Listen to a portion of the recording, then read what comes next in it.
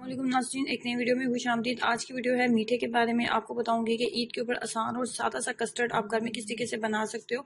बहुत ही आसान और सादा सी रेसिपी आपके साथ शेयर करने वाली हूँ, जरूर ट्राई कीजिएगा। इस मीठे का नाम है फ्रूट कॉकटेल कस्टर्ड। कैसे बनाएंगे आइए जानते हैं। इसको बनाने के लिए मैंने 1 किलो के करीब दूध दिया। हालिस घर का मेरे पास 1 किलो दूध है और मैं घर के दूध के साथ बनाऊंगी। अगर आपके पास घर में आम खुला दूध मौजूद नहीं है तो आप डिब्बे का भी इस्तेमाल कर सकते हैं। रूम टेम्परेचर वाला दूध लेंगे हाफ कप के करीब और इसके अंदर ऐड कर देंगे 4 टेबलस्पून के करीब custard powder.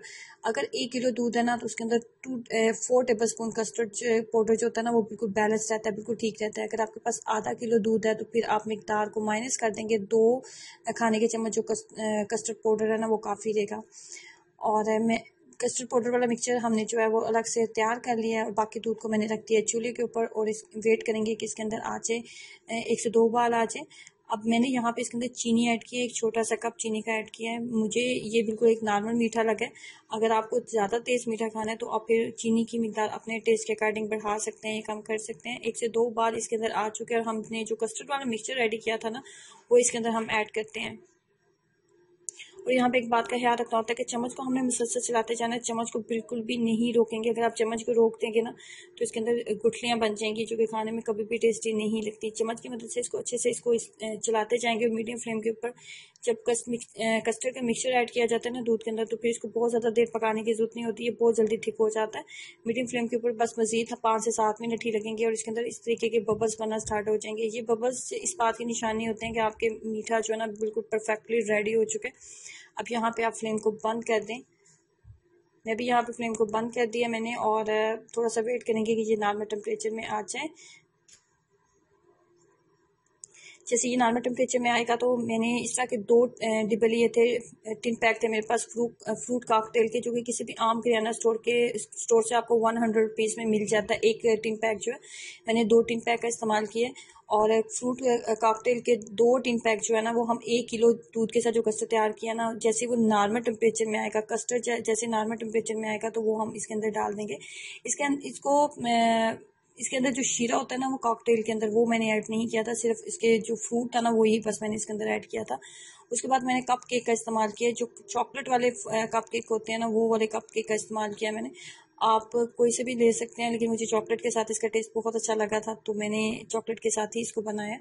Chocolate cup cake जो थे वो 15 से 20 थे मेरे पास, ये वाले कप केक का मैंने इस्तेमाल किया और उनको हाथ की मदद से बस नॉर्मल सा हमने पाउडर फॉर्म में बना लेना, बिल्कुल फाइन भी नहीं बनाना।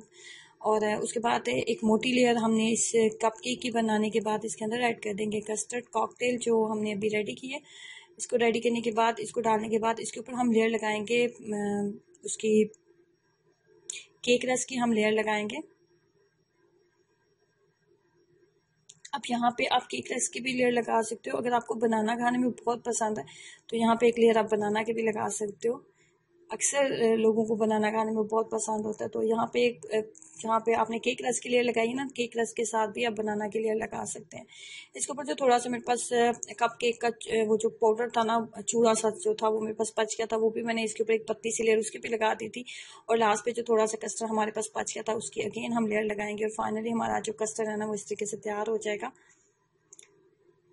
थोड़ा सा फ्रूट केक जो था फ्रूट कॉकटेल कटिंग पैक में जो फ्रूट थे वो मेरे पास बच के थे, वो उसके साथ हम कर लेंगे इसको गार्निश। और थोड़ा सा जो हमारे पास कप केक वाला चूड़ा था वो भी मेरे पास थोड़ा सा बचा हुआ था, उसके साथ ही मैंने इसको गार्निश कर लिया।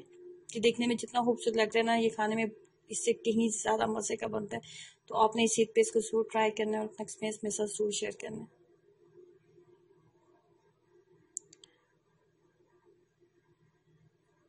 ऐसी ख़वातीन के लिए बेहतरीन रेसिपी है जिनको ईद पे सब कुछ अकेले हैंडल करना होता है तो कम टाइम में अगर आप चाहते हैं ना बहुत मज़ेदार सा मीठा बनाना तो आप इस रेसिपी को ज़रूर ट्राई करें। आपको और आपकी फैमिली को ये रेसिपी बहुत पसंद आने वाली है। ट्राई कीजिएगा और अपना एक्सपीरियंस मेरे साथ ज़रूर शेयर करें। वीडियो अच्छी लगी है तो प्लीज़ लाइक ज़रूर कीजिएगा और नीचे दिए गए रेड बटन पर भी क्लिक करें ताकि आप इस चैनल का हिस्सा बन सकें, इस चैनल को सब्सक्राइब कर सकें। अल्लाह हाफिज़।